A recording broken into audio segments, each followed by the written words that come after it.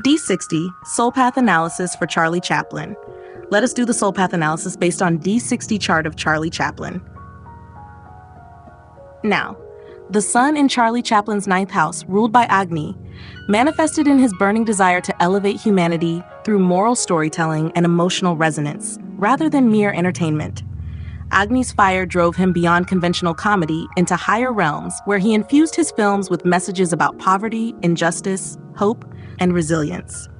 Despite coming from severe poverty, his life was a relentless journey towards self-purification and moral refinement, embodying the Dharma of illuminating society's darker corners with humor and compassion. His intense emotional need, as Fourth Lord, was fulfilled not through private comfort, but through embodying a universal ethical voice in public life, constantly seeking to enlighten rather than simply amuse.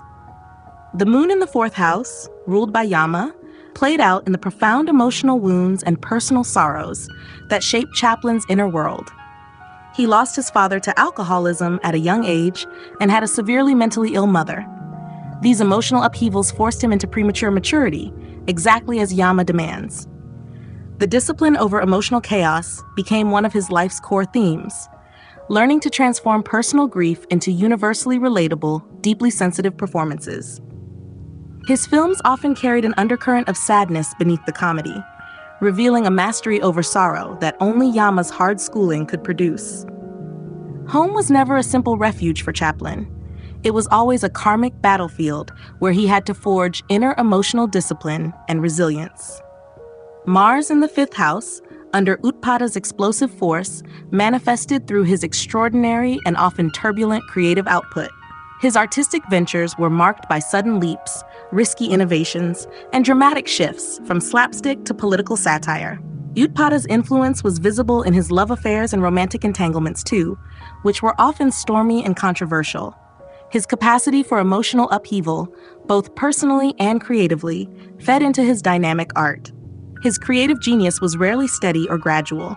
It emerged in waves of upheaval, reinvention, and risk-taking, resulting in both phenomenal success and episodes of public backlash and exile. Mercury in the second house, influenced by Kerala, emerged in his gift for communication without words. Although he rose to fame during the silent film era, his body language, expressions, and timing conveyed layers of meaning more potent than dialogue could. Kerala's presence demanded that he transform the poison of hardship, hunger, and voicelessness into an immortal, healing art form. His control over physical comedy and narrative economy revealed a purification of expression. Later in life, when he did speak out in films like The Great Dictator, his voice was powerful and poignant, showing how the hidden poison of suffering had been transmuted into eloquence. Jupiter in the third house, influenced by Kala, showed in the way Chaplin built his extraordinary legacy step by step through tireless practice, disciplined self-education, and mastery over time.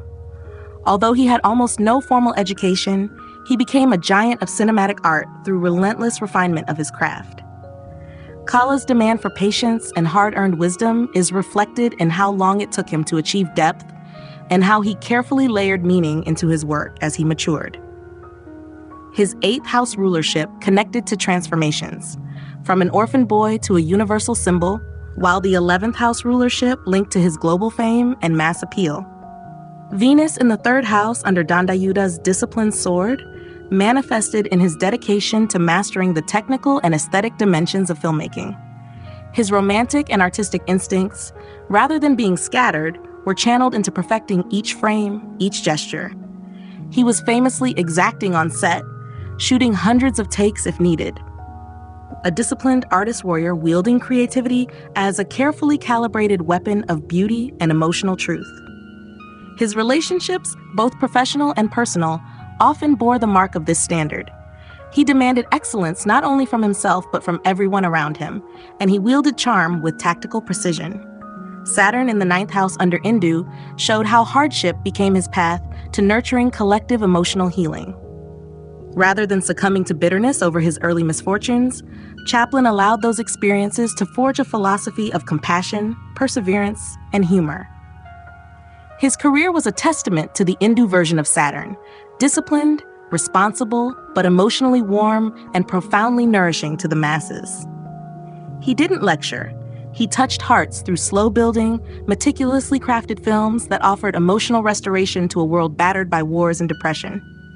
Rahu in the 12th house under Shitala manifested in his magnetism toward international fame, foreign lands, and eventual exile.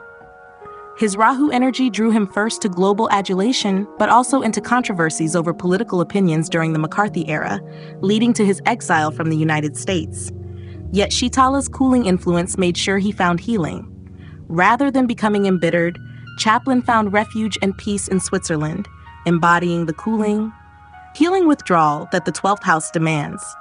Even in apparent loss, his creative and spiritual contributions deepened.